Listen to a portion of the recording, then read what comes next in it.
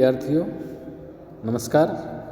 मैं doctor B R. Shastri से आचार्य संस्कृत बाबू शोभाराम राजकीय कला महाविद्यालय अलवर आज आपको एम.ए. पूर्वार्ध संस्कृत विषय के प्रथम प्रश्न पत्र के पाठ्यक्रम में स्थित वैदिक सूक्तों में से पृथ्वी सूक्त का अध्यापन कराऊंगा। पृथ्वी सूक्त 10 अंक आता है जो इस प्रकार है। पृथ्वी सूक्त का पहला मंत्र सत्यम बृहद्रितम मुग्र दीक्षा तपो ब्रह्म यज्ञः पृथ्वीं धारयन्ति सा नो भूतस्य भव्यस्य पत्नुरुं लोकम पृथ्वी नः कृणोतु। इसका अन्वय जो होगा वो है बृहत् सत्यम उग्रम ऋतम दीक्षा तपः ब्रह्म यज्ञः पृथ्वीं धारयन्ति सा नः भूतस्य भव्यस्य पत्नी पृथ्वी इयं लोकं नः उरुं कृणोतु। सत्यम बृहत् सत्यम महत् सत्यम उग्रम ऋतम प्रकृष्टम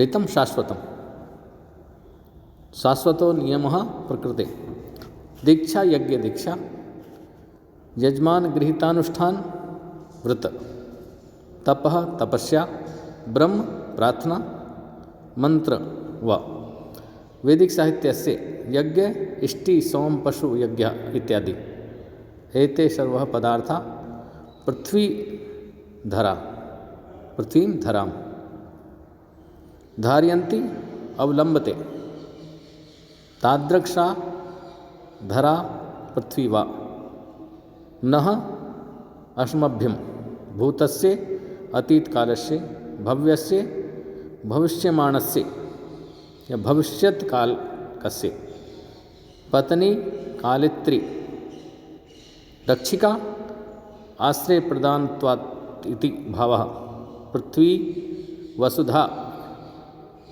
लोकम संसारम उरुम विस्तृतम विशालम व कृणोतु विधातु सुखपूर्वक निवासास्माकं कृते संसारमेव व्यवस्था यत्तु इति शेषः प्राकृतिक सौंदर्य पेतम भूकंपनादि देवापत्ति रहितम लोकम इमं करोतु वर्ष्मभ्यम इति।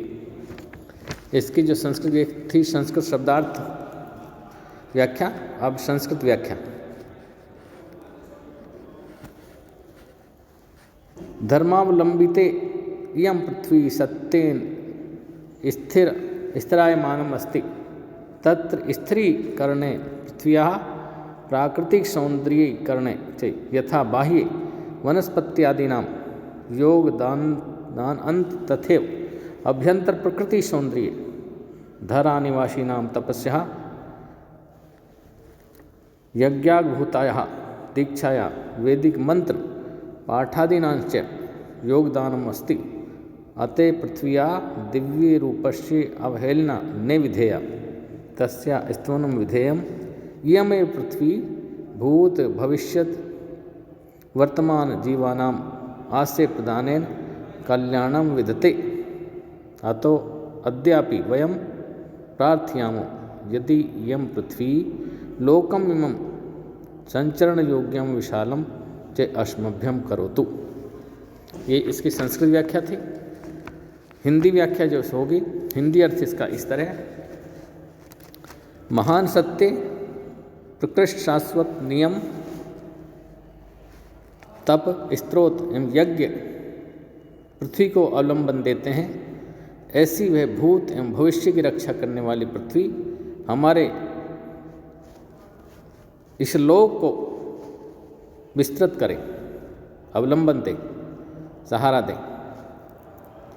ये इसका हिंदी अर्थ है और इसकी हिंदी जो व्याख्या होगी वो इस तरह है।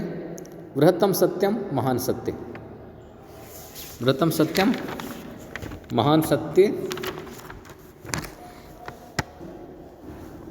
उसकी मात्रा नहीं मापी जाती सत्य की। फिर भी सत्य को महान कहने का अभिप्राय यह है कि सत्य की तुलना में अन्य कोई तत्व बड़ा नहीं।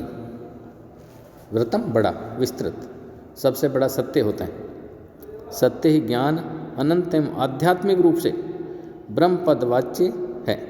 सत्य ही सुंदर एवं कल्याणप्रद, शांतिप्रद एवं सुखद है। इसी आधार पर देव एवं मनुष्यों के बीच भेद किया जाता है। मनुष्य योनि से उठकर देवत्व की प्राप्ति करने में सत्य ही कारण है। यथा जैसे ऋतो वै देवः अनृतो वै मनुष्यः, इस तरह उग्रम ऋतम प्रचंड प्राकृतिक नियम। यद्यपि सत्य एवं ऋत को सामान्यतः एक दूसरे का पर्याय मान लिया जाता है, फिर भी सत्य एक व्यवहार एवं आचरण योग्य नैतिक मूल्य का वाचक वैदिक शब्द है, जबकि ऋत शब्द प्रकृति के शाश्वत नियम का वाचक है जो नित्य एवं सत्य है।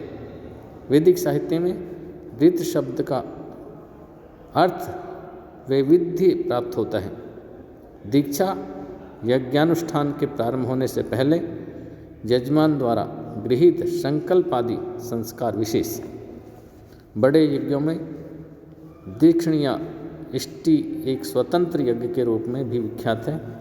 तप सत्य तत्व की प्राप्ति के लिए की जाने वाली तपश्चर्या, व्रत इत्यादि जो शरीर एवं मन का शोधन करते हैं।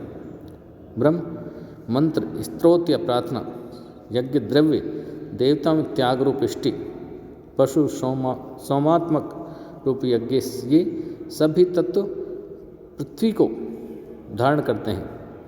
वह पृथ्वी हमारे लिए भूतकाल एवं भूतकालिक जीवों को, भविष्यकाल एवं तत्कालवासी जीवों को आश्रय देकर पालन पोषण करने वाली है।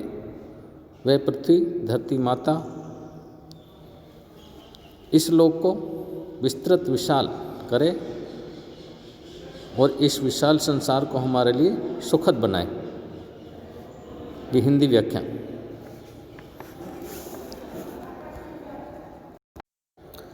इसका हिंदी अर्थ, जो भावार्थ है, वह इस प्रकार है। भूत, वर्तमान एवं भविष्य काल के जीवों को अपनी गोद में आश्रय देकर माँ की तरह रक्षा करने वाली यह पृथ्वी महान सत्य, प्रचंड ऋत, दीक्षा, तप, ब्रह्म मंत्र एवं यज्ञ का अवलंबन लेकर स्थित रहती है। अतः इस पवित्र भूमि पर सर्वत्र सत्य, धर्म एवं यज्ञ की संस्कृति का अवलंबन लेकर मनुष्यों को अहिंसा, वृत्तादि के आधार पर जीवन यापन करना चाहिए। इस प्रकार की उदार हृदय वाली पृथ्वी इस विशाल संसार को हमारे रहने लायक बनाए रखे, या इस संसार को सुंदर एवं विस्तृत बनाए। इसमें जो विशेष टिप्पणियाँ हैं वो बृहत, बड़ा या महान। ऋतम शब्द है जो शाश्वत ब्रह्मांड प्रचालन नियम। उग्रम प्रचंड। दीक्षा, मुंडन, यज्ञ, उपनयन इत्यादि विशेष स्वीकृति। तप, तप, अच, तपस्या। यज्ञ, यज धातु नंग प्रत्यय, यज्ञ बना, यज्ञ होता है जो। भव्यस्य भू धातु यत् प्रत्यय, भविष्यत्कालिक है। पत्नी, पा, डति, नुम प्लस गीप, पालन कर्त्री, पत्नी। ये इसकी टिप्पणियाँ थी, व्याकरणात्मक टिप्पणियाँ।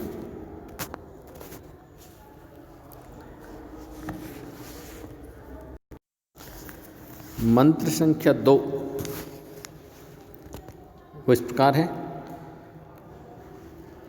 ऐशं बाघं बध्यतो मानवानां यस्य उद्वतः प्रवतः समं बहु नाना वीर्या औषधिया बिभर्ति पृथ्वी नः प्रताम राध्यताम नः।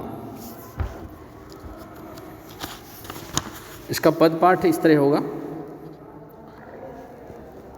असम अबाधम बध्यत मानवानां यस्यः उत अवतः प्र अवतः समं बहु नाना अवीर्यः औषधि या बिभर्ति पृथ्वी नः प्रियताम राध्यताम नः। अन्वय इसका इस तरह रहेगा, मानवानां मध्यते असंबाधम अस्ति यस्य उद्वतः प्रवतः समं बहु प्रदेशा सन्ति नाना वीर्यः औषधि बिभर्ति पृथ्वी न पृताम न राध्यताम। इस मंत्र के संस्कृत शब्दार्थ इस प्रकार रहेंगे, मानवानाम या पृथ्वी मानवानां मार्त्यानां नराणां, मानवानां नराणां, बध्यते मायाबद्धानां, असंबाधम विघ्न रहितम, निर्बाधम यस्य स्थलं पृथ्व्याः मानवानां ग्रहादि निर्माण या अस्ति अथवा यस्याः पृथ्व्याः मानवानां कृते यस्य पृथ्वी स्थलस्य प्रदेशः उद्वतः कवचिच्चाति दीर्घ उच्च स्थिता कवचिच्च पुनः प्रवचः निम्नस्था दंतुर इति भावः समम समानम।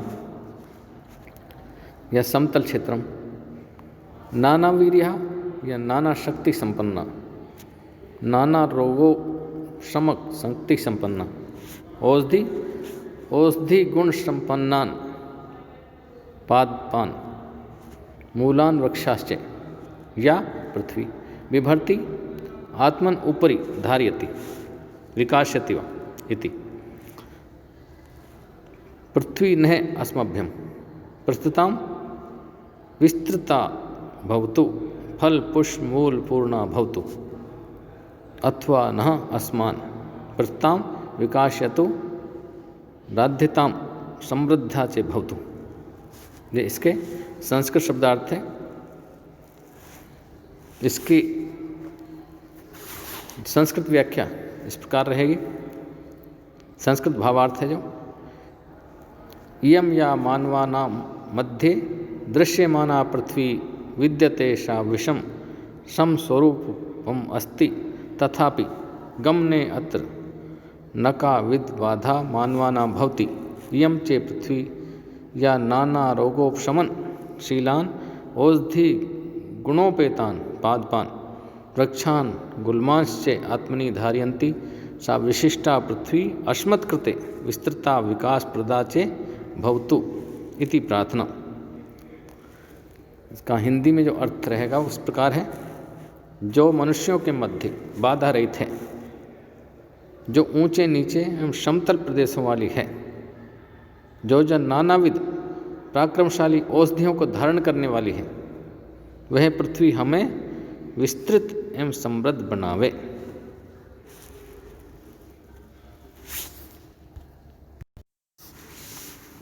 अर्थात जो मायाबद्ध मनुष्यों के लिए कभी बाधा नहीं बनती, ऐसी वे निर्बाध रूप से मनुष्यों के बीच रहने वाली, ऊंचे नीचे तथा समतल बहु प्रदेशों वाली, जो नाना शक्ति वाली औषधि वनस्पतियों को सदा अपने ऊपर धारण करती है, वह माता पृथ्वी हमें व्यापक एवं समृद्ध बनावे। इसका हिंदी भावार्थ है। इसमें विशेष टिप्पणियाँ थी जो वह मानवानाम मनुष्यों के, वो षष्ठी बहुवचन, मध्यते मध्य में मध्य सिल प्रत्यय, उद्वतः ऊंचे उद वन क्विप प्रत्यय, पर्वतः प्र वन क्विप, औषधि औषधा की रोगवादक, नाना वीर्या नाना शक्ति या तेज वाली,